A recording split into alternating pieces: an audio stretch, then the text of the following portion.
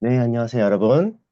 사회문제론 이제 한 학기의 마지막 강의, 정보화 문제와 사회복지 강의를 시작하겠습니다. 이 정보화 문제에는 그 정보화 문제의 배경, 그리고 유형, 관련 이론, 정보화 문제 해결을 위한 대책으로 구성하고 있습니다.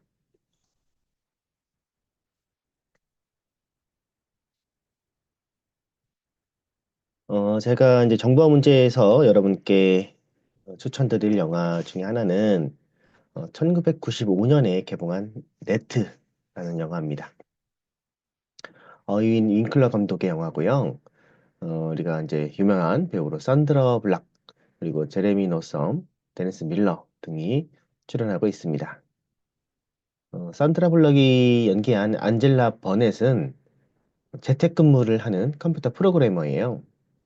새로 나온 바이러스나 에러 등을 전문적으로 분석하고 해결을 해주는 그런 직업을 가지고 있는데요. 컴퓨터로 이렇게 다뤄서 인터넷으로 밖을 소통을 하다 보니까 그녀는 거의 바깥으로 출입도 하지 않고 이 당시부터 지금 이제 95년 영화잖아요.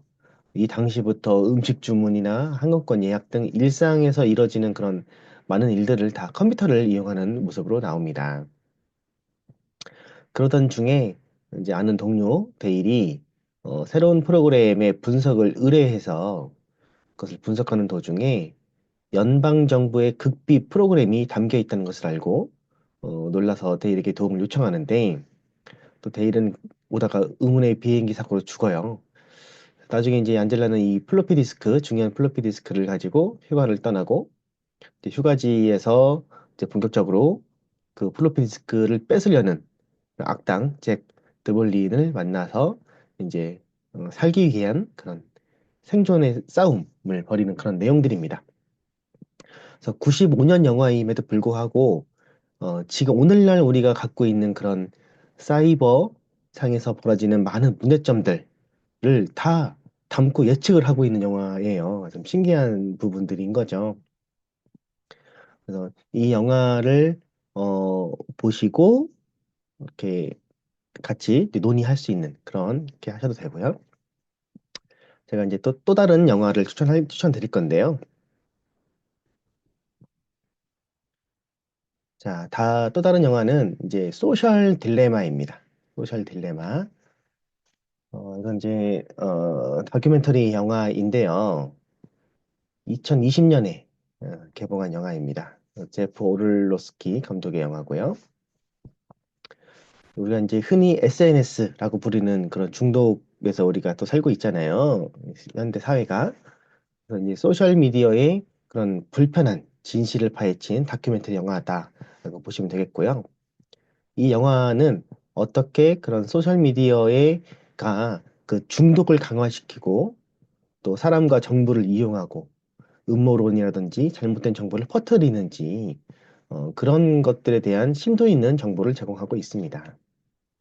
또 이 영화가 소셜미디어가 정신건강에 어떤 영향을 주는지에 관한 문제도 나오고 있어요. 그래서 이 두 영화 중에 원하시는 거를 선택하셔가지고 감상을 하시고 다시 강의를 들으시면 되겠습니다. 그러면 잠시 후에 뵙겠습니다.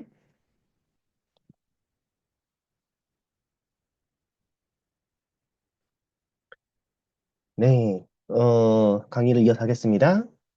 이 영화 네트를 보면 지금으로부터 약 30년 전부터 경고하는 인터넷의 위험성에 대한 내용들이 나오죠. 컴퓨터 바이러스, 해킹 등을 사용하는 사이버 범죄들, 그리고 기업이 정부의 기밀을 빼내고 뭐 공항 예약 및 관제 시스템 오류를 일으켜서 뭐 사고를 유발하기도 하고 시간을 지연시키기도 하고 그런 어떤 정보 윤리에 대한 내용도 나오고 보안 네트워크, 데이터베이스 정보 관리, 개인정보 보호의 중요성 이런 어떤 측면들이 이제 주가 되겠죠. 그래서 이 주인공이 신분이 바뀌고 간신히 죽음에서 벗어나서 찾아갔더니 호텔은 이미 체크아웃이 돼 있고 신분이 바뀌면서 각종 범죄 기록들이 기록돼 있고 그래서 경찰을 찾아가서 신고를 못하는 그런 부분도 발생하고요. 그리고 어떤 질병 같은 코드도 마음대로 조정을 해서 사람을 죽이기도 하고 위험에 빠뜨리기도 하고 정치적으로 이렇게 안 좋게 이렇게 압박을 주기도 하고 이런 내용들이 나옵니다. 그리고 인터넷만 사용하고 대인관계를 안 하니까 그런 어떤 사이버 중독, 은둔, 고립, 사회 활동을 하지 않고 대면 접촉을 하지 않고 이런 어떤 문제점들도 이 영화 때부터 나오는 거예요. 그래서 나중에 이제 주인공이 힘들었던 거는 자기가 이렇게 사회 활동을 안 하니까 자신을 증명해 줄 사람이 없는 거죠. 치매 환자인 어머니나 전 남자친구 정도밖에 남아있지 않은 상태. 그래서 데이터가 바뀌어 있는데도 그거를 주장하지 못하는 자신이 누구라는 것을 밝힐 수 없는 그런 어려움들이 좀 나타나는 거죠. 그래서 이런 인터넷의 위험성에 대한 내용들이 좀 나오고요. 그리고 다큐멘터리 영화 소셜 딜레마를 보면 우리가 이제 그 이 SNS에 중독하게끔 빠뜨리는 그런 설계가 돼 있다라는 거잖아요. 소비자를 유저라고 부르는 산업은 두 가지뿐이다. 불법 마약 산업과 이런 소프트웨어라는 거죠. 그리고 SNS를 사용하는 동안 뇌에서 도파민, 호르몬이 방출하는데 우리가 술, 담배, 도박, 그리고 중독돼 나온 호르몬들이라는 거죠. 그리고 보통 이제 술, 담배 이런 것들은 나이 제한이라도 있는데 이 소셜미디어는 나이 제한이 없다라는 그런 심각성도 나타납니다.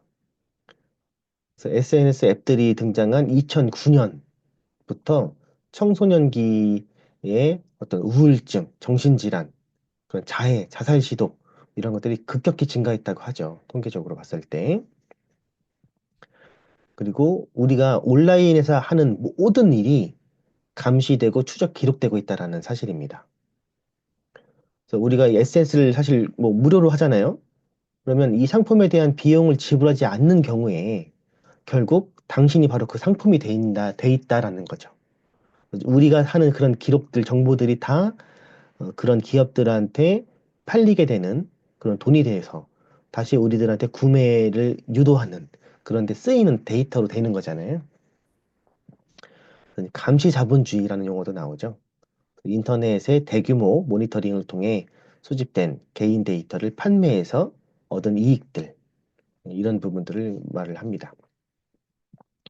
그리고 정치적인 선전, 음모론, 가짜뉴스 이런 것들이 이제 많이 판치는 그런 가짜뉴스 양산되고 사이버 범죄가 일어나고 하는 부분들도 나오는데 이 가짜뉴스는 진짜 뉴스보다 6배나 빨리 퍼진다는 그런 데이터도 있죠.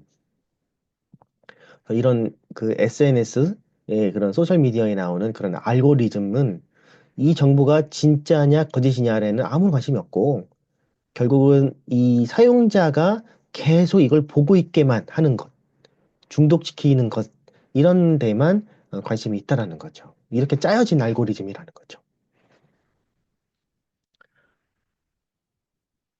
그래서 이제 여기서 제시한 해결책들은 사실 소셜미디어 이제 기술은 원래 중립성이라고 하잖아요. 그래서 기술에서 제가 문제가 있는 건 아닌데 이게 비즈니스 모델로 어떻게 이제 돈이 되게 만들 것이냐라는 그런 그 비즈니스 모델 자체가 이제 문제라는 거죠. 아까 이제 알고리즘 얘기를 말씀드렸는데, 어, 뭐, 기후위기, 지구온난화, 이런 걸 검색 키워드를 하면 이 나오는 출력 결과가, 검색에 대한 출력 결과가 지역에 따라 또 개인에 따라 다르게 나타난다라는 게 또 굉장히 무서운 사실이죠.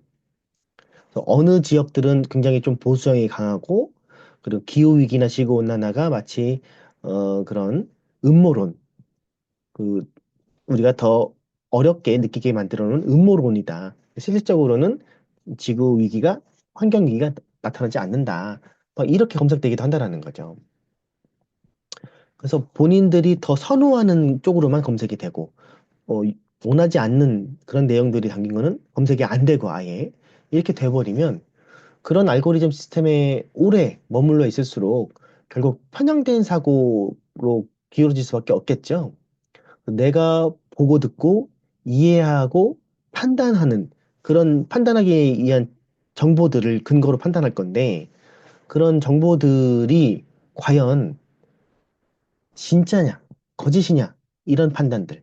그리고 그걸 근거로 한 내 판단 자체가 그게 진짜 내가 판단한 거냐, 아니면 그렇게 오염된 것이냐, 내 생각이. 이런 거를 의심해 보지 않으면 안 되는 세상에 이제 살고 있다라는 거죠.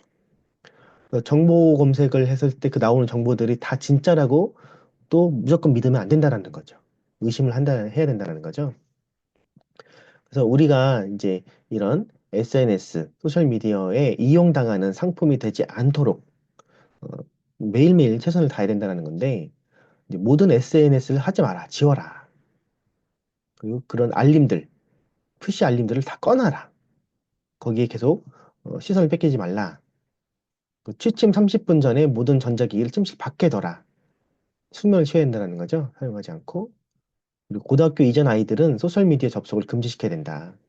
정신적으로 성숙하지 않았을 때 그런 걸 접하면 그런 우울증, 자살 생각, 뭐 이런 어떤 개념이 심해질 수 있으니까 보호를 해야 된다는 거죠. 그 자녀와 적합한 스크린 시간, 하루에 얼마를 쓸 것인지 상의해서 정해라. 그리고 소셜미디어에서 우리가 이제 이런 정보가 너무 중요해라고 남들한테 이제 퍼나르기를 많이 하잖아요. 공유하고. 공유하기 전에 팩트 체크부터 해라. 이게 진짜인지 아닌지 판단부터 해봐라.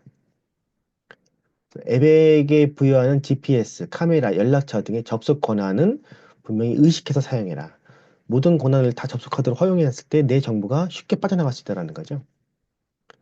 나와 반대되는 견해를 가진 사람들도 의식해서 살펴보고 내가 실질적으로 검색해서 나오는 것들보다 세상에 더 많은 것이 있다라는 현실을 인식하자. 그리고 내가 검색하는 그런 기록들이 저장되지 않는 검색 엔진을 사용하자.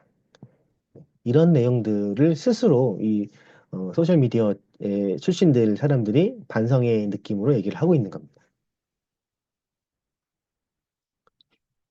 자, 그러면 이제 이런 정보화 문제의 배경을 알아보도록 하겠습니다. 우리나라는 1995년 정보화 촉진 기본법을 제정을 하죠. 그래서 범정부적 차원에서 국가사회 정보화를 추진할 수 있는 토대를 마련한 것입니다. 그리고 2009년 5월에 국가정보화 기본법을 이제 제정을 해서 이제 매년 국가정보화 기본 계획을 이제 수립하고 그렇게 이제 나타나고 있습니다.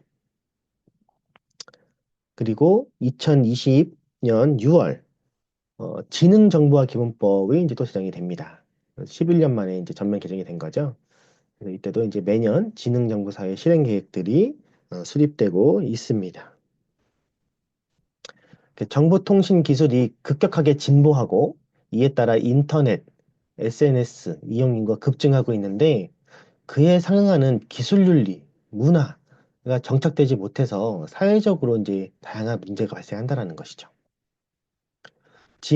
정보 기술에 익숙하지 않은 취약계층의 그런 디지털 격차, 정보 격차, 이거는 단순히 불편함을 넘어서 지능정보사회 혜택을 제대로 누리지 못하게 되는 결국 사회적, 경제적 불평등을 초래할 수 있다는 것이죠.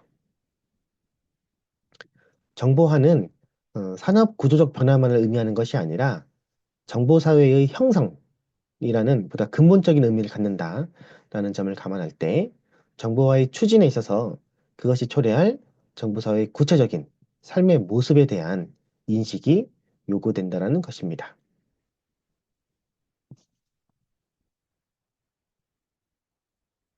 정보화 문제의 유형으로 먼저 이제 정보 격차를 얘기할 수 있습니다. 정보 격차라는 것은 정보 기술의 접근이나 활용, 또 활용 능력에서 나타나는 격차를 의미하고요. 정보화가 빠르게 진행되면서 정보 격차의 문제는 중요한 이슈로 제기됩니다. 취약계층이 정보 기술을 이용하여 장애를 극복함으로써 사회적 불평등이 해소되고 국제사회 간에는 긴밀한 유대관계의 유지가 가능함에 따라 상호 평등 사회가 실현될 것이라는 낙관론적인 관점도 제기가 되고 있는데요. 그렇지만 이제 정부의 이런 불평등한 접근성 외에도 정보 활용 능력 차이에 따라서 다시 또 정보 격차가 발생하는 그런 중첩되는 내용 효과들이 있습니다. 그래서 여러 영역에 걸쳐 불평등을 야기하며 열악해진 사회적 여건으로 인해 다시 그 격차가 재생산 된다는 점에서 이제 더욱 큰 문제라고 할 수 있겠습니다.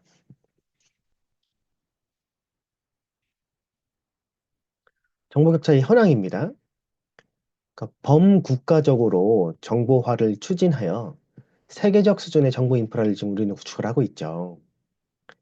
정보화의 이런 성과 이면에는 사회적, 지역적, 신체적 여건 등으로 인하여 컴퓨터와 모바일 기기의 접근, 활용 역량에 제약을 받는 정보 취약계층이 나타남으로써 정보 격차 문제가 발생한다는 것이죠. 2023년 디지털 정보 격차 실태 조사가 있는데요. 여기서 이제 우리가 여러 가지 척도를 통해서 얼만큼 정보 격차가 발생하고 있는지 그런 실태가 나타나고 있습니다. 크게 세 가지 개념을 척도를 하고 있는데요. 접근 부분에서는 컴퓨터, 모바일 기기를 얼마큼 보유했는지, 인터넷 사용 가능 여부를 측정하는 것들, 활용 역량에서는 컴퓨터, 모바일 기기의 기본 이용 능력을 측정하고 있고, 또 활용 부분에서는 컴퓨터, 모바일 기기, 인터넷, 양적, 질적, 활용 정도를 측정하는 지표들로 구성이 되어 있습니다. 그러면 이제 그 결과를 이렇게 이제 그림, 표, 그래프 이렇게로 이제 요약을 해놓은 건데요. 정보 취약계층의 그런 디지털 정보화 수준을 살펴보면 우리가 이제 일반 국민들 수준을 100으로 놨을 때 이 취약계층은 얼만큼 보이고 있느냐 이제 이렇게 보시면 되겠죠. 그래서 2021년부터 3년만 보면 이제 조금씩은 더 증가한 것으로 나타나서 2023년 기준으로는 76.9%까지 이렇게 더 좁혀졌다 이렇게 보시면 되겠고요. 우리가 이제 이렇게 얼마큼 이제 접근성에 대한 부분을 보면 그래도 96.5%. 그러니까 물리적인 어떤 문제점으로 그렇게 격차가 나타나지는 않는다라는 그런 조금 긍정적인 그런 결과이죠. 그렇지만 이제 기본 이용 능력인 역량 측면을 봤었을 때는 65.1%로 다른 것보다 훨씬 낮은 상태가 되겠죠. 그리고 활용 측면, 얼만큼 양적, 질적으로 활용을 하느냐라는 것은 79% 정도로 이렇게 나타나고 있습니다. 정보 취약계층의 계층별, 지금 보면은 이제 장애인 계층, 고령층, 저소득층, 농어민 계층 이렇게 이제 구분을 하고 있죠. 그래서 이제 종합적으로 보면 제일 낮은 것은 이제 고령층이 70.7%, 농어민층이 79.5%, 그리고 장애인층이 82.8%, 저소득층은 96.1%로 이제 가장 높게 나타나고 있습니다. 그런 이제 종합적인 점수가 이제 그런 접근성이라든지 역량, 활용도 비슷한 분포를 보이겠죠. 그래서 고령층은 역량 측면에서 이제 50대를 기록을 하고 있고, 활용 측면에서는 70대를 기록을 하고 있죠. 농어민도 그 다음 수준으로 낮고, 그 다음 이제 장애인 계층, 그리고 이제 저소득층은 기기적인 어떤 경복 격차 수준에서는 조금 다른 계층보다는 더 높다라는 것으로 이렇게 나와 있습니다. 다음으로 사이버 성폭력 문제입니다. 우리가 이제 뭐 이런 기사들도 있죠. 범죄 증거를 가지고 있다 하면서 지방의원을 상대로 딥페이크 협박해서 경찰이 수사를 하고 있다. 딥페이크 사진, 영상 등 허위 영상물 등의 반포 뭐 이런 부분들, 그리고 유명 유튜버를 협박해서 갈취하는 그런 기사도 계속 나타났죠. 그래서 그런 명예훼손 혐의로도 추가 기소되고 있다. 뭐 이런 기사들. 자, 사이버 이제 성폭력이란 것은 우리가 이제 딥페이크 범죄를 다룬 최근 뉴스들이 많이 나오고 있어요. 그래서 디지털 성범죄 이런 용어들도 많이 나오고 있거든요. 그렇지만 이런 사이버 성폭력이란 용어가 제일 먼저 사용되어 왔고 또 유사어로도 디지털 성폭력 이런 요소도 존재를 합니다. 사이버 성폭력 정의된 걸 보면 인터넷, 모바일, SNS 등의 온라인 공간에서 발생하는 젠더 위계에 기반한 폭력이다. 촬영된 성적 이미지를 조작, 착취, 유포, 협박하려는 그런 성폭력, 온라인상의 성적 괴롭힘 등이 포함된다라고 정의를 하고 있고요. 디지털 성범죄에 대한 정의를 보면 컴퓨터와 인터넷 등의 디지털 매체 및 정보통신 기술만 온라인상에서의 성범죄, 그로부터 연계된 오프라인에서의 모든 범죄를 다 포함한다. 이제 법률적으로는 아직 어떤 용어가 쓰인다라고 합치된 정의는 없었어요. 근데 그러다가 이제 2021년 3월에 청소년 성보호법이 개정이 되면서 그 법률 중에 하나가 이제 디지털 성범죄라는 용어가 이제 규정이 됐었죠. 그렇지만 아직은 통일된 그런 용어는 아닙니다. 그 디지털 성폭력이라는 용어를 보면 사이버 공간 내 성적 괴롭힘이란 온라인을 통해 상대방에게 성적 수치심을 일으키는 그림을 전송하거나 디지털 성범죄 피해자의 신상 정보를 공개적으로 유포하거나 성적으로 명예훼손 또는 모욕하는 행위를 모두 포괄하는 개념이다. 이렇게 정의를 하고 있으니까 한번 비교해서 살펴보시고요. 이런 사이버 성폭력 문제들을 보면 사이버 음란물을 게시하는 행위, 전자우편이나 PC 통신을 통해서 음란한 부호, 문헌, 음향, 영상을 반포하고 판매하는 행위 또는 임대하거나 공연히 전시하는 행위 등을 말하고요. 사이버 성희롱, 전자우편이나 채팅을 통해서 상대에게 성적 수치심이나 우멸감을 느끼게 하는 글, 음향, 영상을 보내는 행위들, 사이버 스토킹, 사이버 공간에서 이루어지는 스토킹으로 상대방에게 편지 보내기, 채팅 요구, 성적 희롱의 대상이 될 것을 요구하는 행위. 사이버 명예훼손, 게시판이나 성 관련 사이트에 특정인의 사생활, 특히 성생활과 관련된 허위 사실들을 글, 음향, 영상 등으로 올려서 개인의 명예를 훼손하는 행위라고 정의하고 있습니다. 그래서 이런 문제들은 우리가 어, 촬영물을 이용한 성폭력, 온라인 그루밍, 성착취 이렇게 크게 구분을 하고 있고 불법 촬영, 불법 촬영물 및 성착취물을 소비하는 행위들, 유포, 재유포 행위, 유포 협박 및 강요 행위, 불법 합성하는 행위, 불법 도용하는 행위들, 그리고 온라인 내 성적 괴롭힘, 온라인 그루밍, 사이버 공간 내 성적 괴롭힘, 네, 이런 범죄들이 있습니다. 사이버 성폭력의 현황을 보면 경찰 통계 연보에서 이렇게 제시된 데이터들인데요. 통신 매체를 이용한 음란을 위반한 그런 것들을 보면 범죄 2022년 기준으로 범죄 발생 건수는 1,563건 이렇게 범죄가 발생을 했고 그중에 이제 검거 인원은 1,689명 검거했다. 그래서 범죄 검거율이 77.8%다. 검거율은 이제 그렇게 이야기를 하고 있습니다. 또 발생 건수들 그리고 검거 인원들은 이제 원래 해당되는 관련된 인원들이 더 많다라는 거죠. 그 중에 77.8%를 검거했다라는 거죠. 그리고 허위 영상물 편집, 반포 행위들도 보면 2022년 기준으로 170건이 발생을 했고요. 검거 인원은 그중에 이제 160명을 검거를 했는데 이 검거율은 58.8% 정도라고 합니다. 차량물 등 이용 협박, 강요 등 그런 위반을 보면 2022년에 821건이 발생을 했고 검거 인원은 737명, 범죄 검거율은 64.2%에 해당합니다.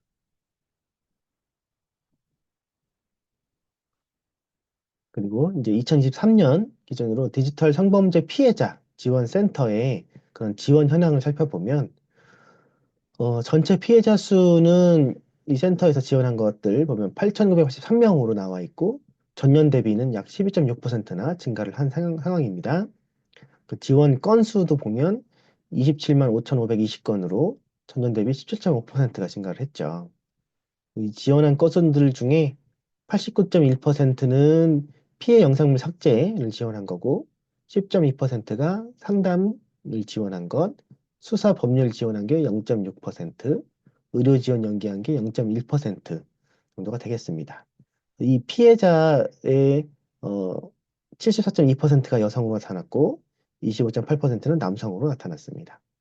그 연령대를 보면 20대가 제일 많죠. 50.3%, 10대 24.6%, 그리고 30대 11.9% 순으로 나타났습니다. 10대와 20대를 합치면 전체의 74.9%에 해당되게 되죠. 아무래도 그런 인터넷, SNS, 스마트폰 이런 활용도가 제일 높은 연령대이기도 하죠. 네, 사이버 성폭력 현황 중에 이제 피해 유형을 보면 전체적으로 보면 여기 유포를 이제 불안하게 만드는 그런 부분들이 30%를 넘게 나타나고 있고요. 또 불법 촬영하는 것이 이제 20% 넘게 나타나고 있고, 유포하겠다고 협박한 부분들, 그리고 유포한 것, 이 정도, 어, 약 18에서 19% 정도로 이렇게 나타나고 있습니다. 그래서 이런 것들은 지금 지속적으로 증가하고 있다는 게 또 문제죠. 지금 계속 이런 게 이제 범죄고 안 좋은 거다라고 얘기를 하고 있는데도 계속 증가하고 있는 그런 실태입니다. 그러면 피해자와 가해자의 관계를 살펴보면 이제 지금 2018년에서는 친밀한 관계가 제일 많이 나오고 그리고 이제 관계 미상은 알 수 없는 그런 부분들을 제외하고서는 친밀한 관계가 되게 높게 나타나고 있죠. 2023년 기준으로 봤었을 때 이제 일시적인 관계들 그리고 모르는 사람한테 당하는 그런 경우 해킹 같은 그런 것도 많겠죠. 그 친밀한 관계 그다음 순으로 이렇게 나타나고 있습니다.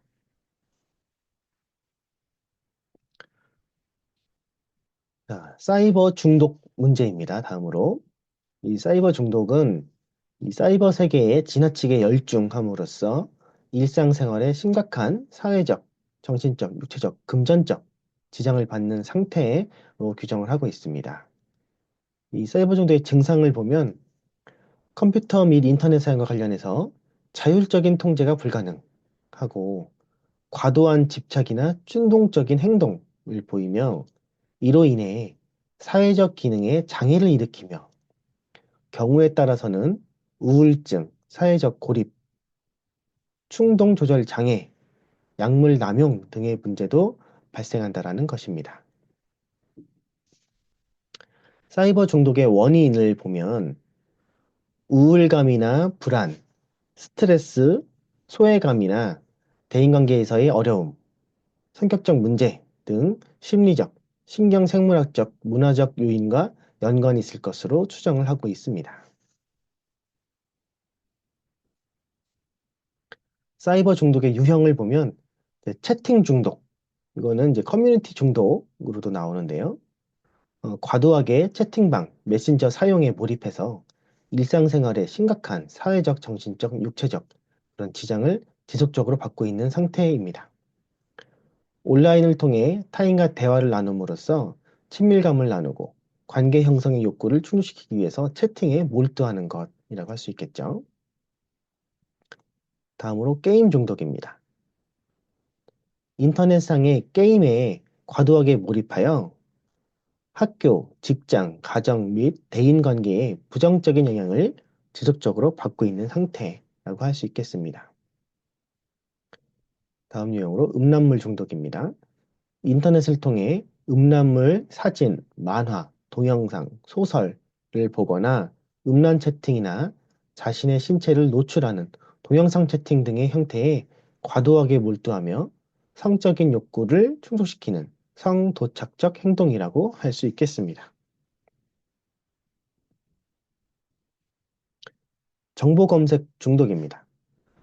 아무런 특별한 목적 없이 그냥 여러 사이트를 돌아다니면서 다양한 내용의 웹서핑을 하거나 또는 한 가지 관심사만의 웹서핑을 하는데 몰두하는 행동을 말합니다. 이런 서핑, 정보 검색 중독의 경우 대부분 중독을 인정하지 않는 경우가 많다라는 것이죠. 나는 그냥 이렇게 하는 거다, 검색을 보는 거다 이런 건데 중독이라고 생각을 안 한다라는 거죠. 그렇지만 시간 통제가 안 되고 할 일을 미루거나 못할 정도로 과도하게 인터넷 검색에 몰두한다면 정보 검색 중독이라고 할 수 있겠죠. 그리고 인터넷 쇼핑 중독입니다. 하루의 대부분을 컴퓨터 앞에서 쇼핑으로 시간을 보내는 것으로 계속되는 물품 구매의 충동, 이겨내지 못하고 자신의 금전적 여유의 한계를 넘어서는 수준으로까지 쇼핑을 반복하는 형태를 말하죠. 이들은 둘러보고 충동받고 사고 그리고 후회하기를 반복하는 특징을 보입니다.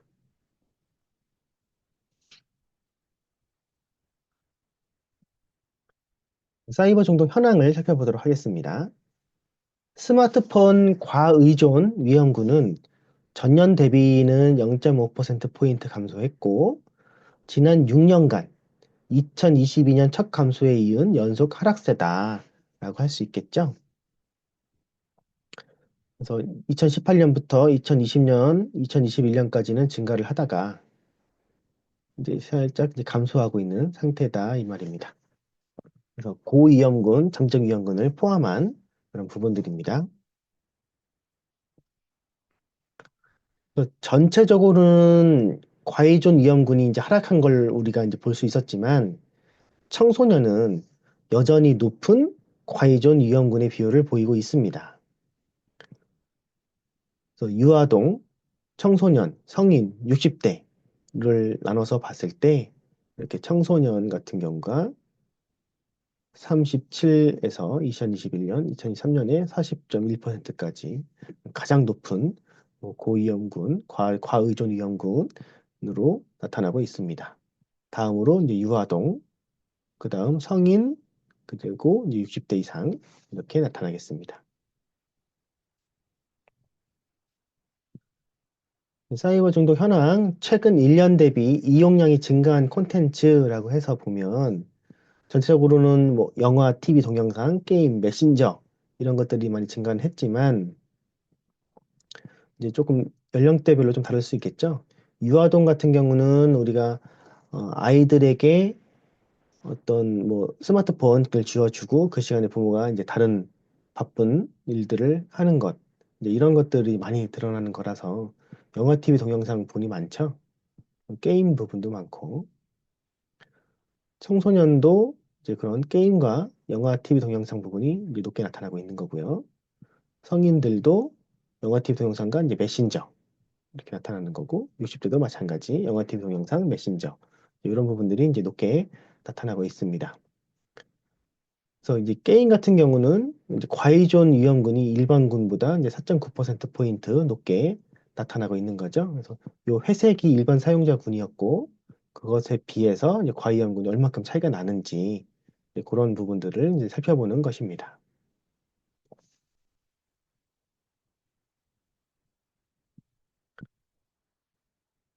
나의 스마트폰 과다 이용에 대한 인식을 한번 조사를 해보면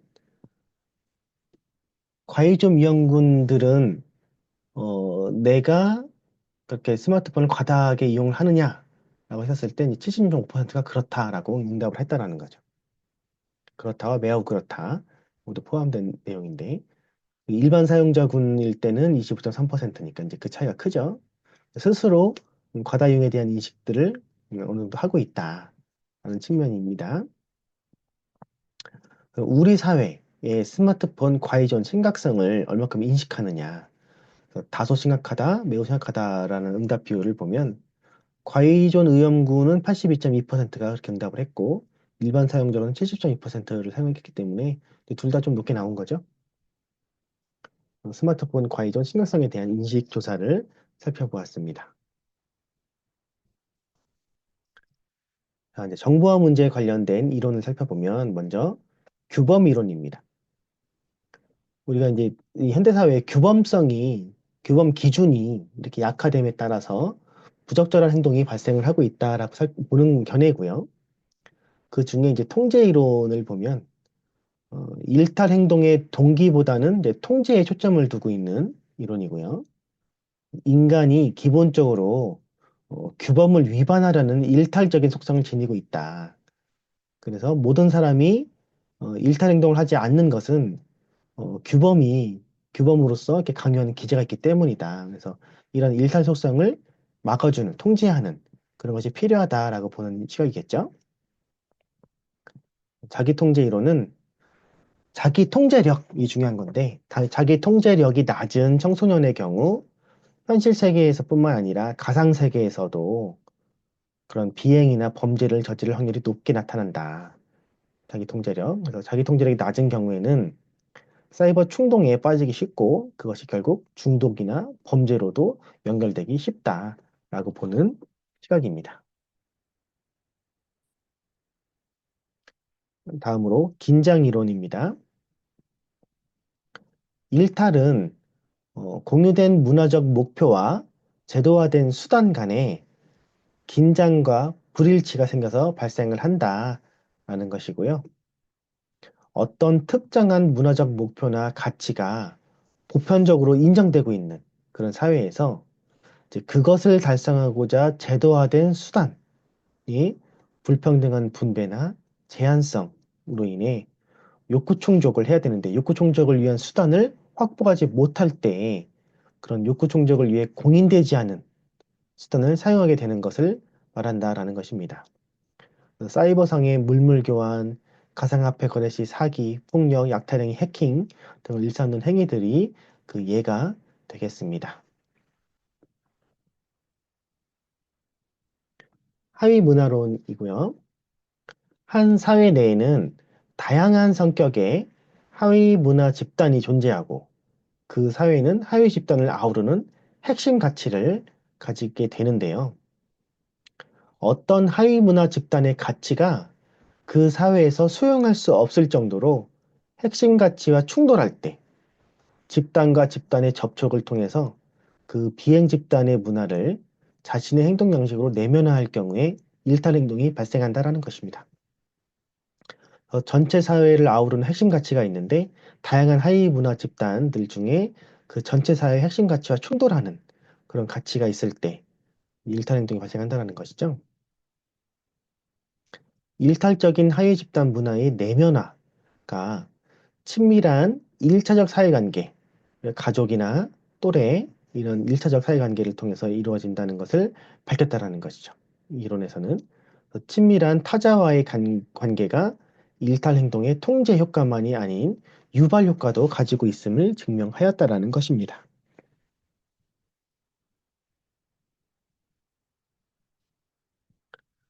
이제 정보화 문제 해결을 위한 대책들 중에서 정보 격차 해소를 위한 정책을 먼저 보면 이제 97년도에 정보격차 해소를 위한 그런 PC 보급 사업 등 통해서 지금 우리가 이제 뭐 빈곤층이나 그런 뭐 컴퓨터가 필요한 그런 시설들 그런 것들 경로당이라든지 이런 것들 많이 이제 PC가 많이 보급되고 있는 그런 측면인 건데 꾸준히 노력을 하고 있다라는 거죠. 2000년도에 1000만 정보화 교육 계획 이런 것들을 수립하고 추진을 했고 정보격차 해소에 관한 법률 및 시행령을 제정하고 제1차 정보격차 해소 종합계획들, 2차 계획, 한국 인터넷 콘텐츠 접근성 지침 그런 이런 국가 표준을 마련해서 그걸 같이 이제 추진하는 것도 되게 중요한데 그런 걸 하고 있다라는 거고요. 이런 정보격차 해소 기능이 예전에는 정보통신부라고 있었는데 이제 행정안전부로 이관됐고 국가정보화 기본법으로 통합이 됐고 여전히 이제 PC 보급 계속하고 있죠. 장애인과 고령자의 집합교육 사업이 이제 국고 보조로 또 전환되고 진행을 하고 있고요. 국가 정보화 계획들이 계속 추진되고 있습니다. 그리고 지능정보화 기본법에서 지능정보사회 종합계획들을 추진되면서 그 안에서 계속 정보 격차를 해소하기 위한 노력들을 꾸준히 진행은 하고 있습니다.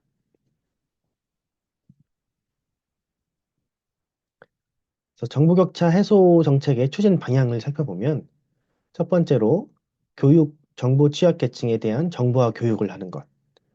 그래서 이 내용들은 우리가 하면 일종의 뭐냐 강의 형식 같이 특정 시간, 장소에 사람들을 모아서 일률적으로 교육하는 방식은 결국 효과적이지 않다. 개인별 성향에 맞추는 맞춤식 교육하기도 어렵고 또 계속 지속적으로 교육하기 어렵다라는 거죠. 그래서 지역사회 커뮤니티를 통해서 방문 방식으로 그런 지속적인 관심과 지원이 이루어지는 체계를 구축해야 된다라는 내용을 담고 있습니다. 두 번째로 기술의 고도화입니다. 이제 기술은 사용하기 쉬워야 된다라는 거죠. 유니버설 디자인 이런 얘기를 들어보셨을 거예요. 제품을 사용할 때 성별이나 나이, 문화적 배경, 장애와 상관없이 누구나 손쉽게 쓸 수 있도록 하는 방식을 개발해야 한다라는 겁니다. 세 번째로 더 중요한 것은 이런 디지털 기술이 없이도 차별이나 배제 없이 충분히 살아갈 수 있는 환경을 애초에 조성을 해야 된다는 것이죠. 이런 환경이 조성되어야지만 근본적으로 정보 격차가 해소가 된다라는 이야기입니다. 그다음 건전한 정보 문화 창출을 위한 정책입니다. 정보윤리라고 하면 우리가 정보 사회에서 야기되고 있는 윤리적인 문제들을 해결하기 위한 규범 체계라고 할 수 있고요. 단순히 정보통신 기기를 다루는 데 있어서 뿐만 아니라 정보 사회를 살아가는 데 있어서 옳은 것이 무엇이냐, 그런 것이 무엇이냐, 좋은 것과 나쁜 것을 구분하고 윤리적인 것과 비윤리적인 것을 올바르게 판단해서 행위하는 데 필요한 그런 규범적인 기준 체계라고 할 수 있겠습니다. 정보윤리 정책은 정보 문화와 콘텐츠, 자율 규제, 법 제도적인 장치, 정보통신 윤리 교육 이렇게 네 가지로 크게 분류가 되고 있습니다. 그래서 법 제도적인 규제책들을 보면 전기통신사업법, 정보통신망법, 청소년보호법, 형법 등 각종 법률에 그런 내용들이 다 들어가 있습니다. 이런 내용들은 법적 규제가 미치지 못하는 분야에서 범죄 행위가 먼저 발생하고 사후에 법적 규제가 모색되고 있어서 계속 그런 어떤 사각지대, 규제의 사각지대에 대한 그런 문제가 심각성이 크다라는 것입니다.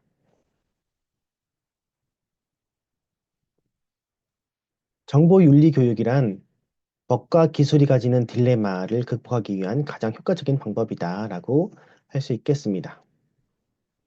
우리가 정보 사회에 존재하는 다양한 그런 문제 상황에 직면했을 때 올바른 것과 그렇지 않은 것을 판단할 수 있는 능력을 갖추도록 교육하는 것은 그럼 정보 사회의 역기능에 대응하는 궁극적이고 장기적인 해결 방안이 될 것입니다. 건전한 정보 문화 조성을 위한 사전 예방적 차원의 정보 윤리 교육과 더불어 사이버 범죄 사범에 대한 교화 교육을 병행 추진해야 되겠죠? 그래서 사이버 범죄자의 재범을 막는 것도 매우 중요할 것입니다. 정보 사회의 바람직한 윤리와 문화 창출을 위한 지속적인 노력이 또 중요하겠죠. 음,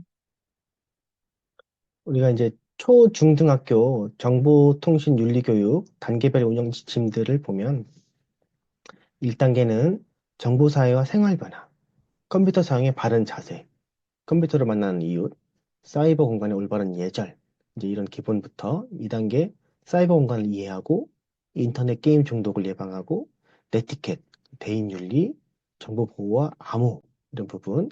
3단계에서는 협력하는 사이버 공간, 컴퓨터 암호화, 보안 프로그램, 정보 사회와 직업들 알아보고 개인정보의 이해와 관리, 저작권, 보호 필요성.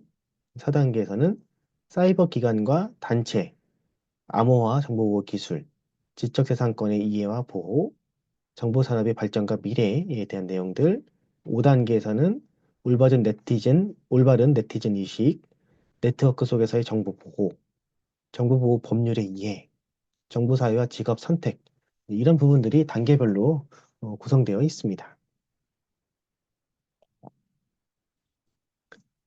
인터넷, 스마트폰 중독 문제에 대한 개입을 보면 이런 중독 위험군을 이제 상담하고 치유하는 체계를 이제 고도화해야 된다라는 것이죠. 진단조사 프로그램으로 개인 상담, 집단 상담, 해석 상담, 종합 심리 검사, 치료 지원 병원 연계 등을 하는 거고, 가족 치유 캠프, 표현 예술 치료 등의 그런 프로그램도 있습니다. 그리고 맞춤형 과의존 예방교육을 강화한다라는 것인데요.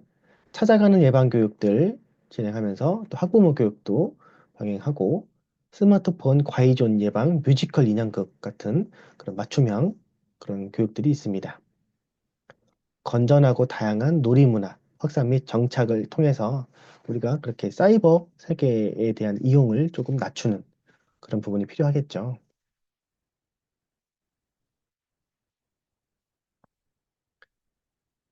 미국 심리학회에서 스마트폰 사용으로 일상생활 지장을 받거나 가족과의 대화에 어려움을 겪는다면 결국 그거는 문제적인 행동으로 볼 수 있다라고 보고 있고요. 스마트폰 중독에서 벗어나면 신체뿐만 아니라 정신적으로도 건강하다라는 것이죠.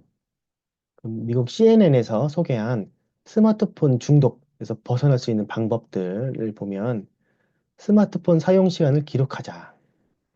먼저 자신이 얼마큼 사용하고 있는 정도를 인지를 하라는 거죠. 시간 제한을 설정하자. 목표 사용 시간을 설정하고 기능 설정을 해놓자. SNS 팔로우 수를 줄이자. SNS 중독을 줄여야 되겠죠. 짜투리 시간에 할 수 있는 습관을 만들자.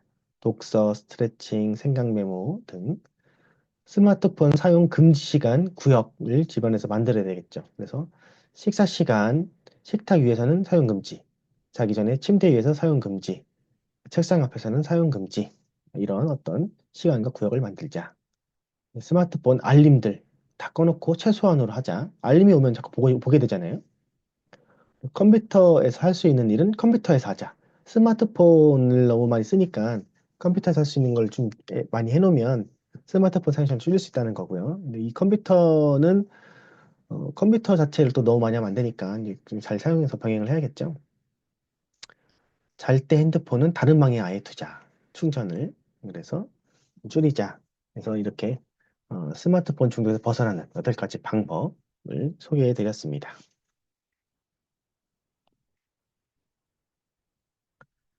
네, 지금까지 정부와 문제와 사회복지 강의를 드렸고요. 한 학기 동안 사회문제론 전체 과정을 이렇게 다뤄보면서 다양한 주제를 해보려고 이렇게 한 주차마다 이렇게 넣고 또 여러분들이 사회문제를 조금 더 친숙하고 이해하기 쉽게 또 재밌게 흥미있게 다가서도록 하기 위해서 각 주제에 맞는 영화나 다큐멘터리 등을 엄선해서 여러분들께 소개를 해드렸습니다. 그래서 아직 뭐 시간이 많이 없어서 감상을 못하신 분들은 다시 한번 그 해당되는 내용을 감상하시면 많이 유익할 것 같습니다. 자, 지금까지 한 학기 동안 사회문제론을 수강하시느라고 정말 수고 많으셨습니다. 감사합니다.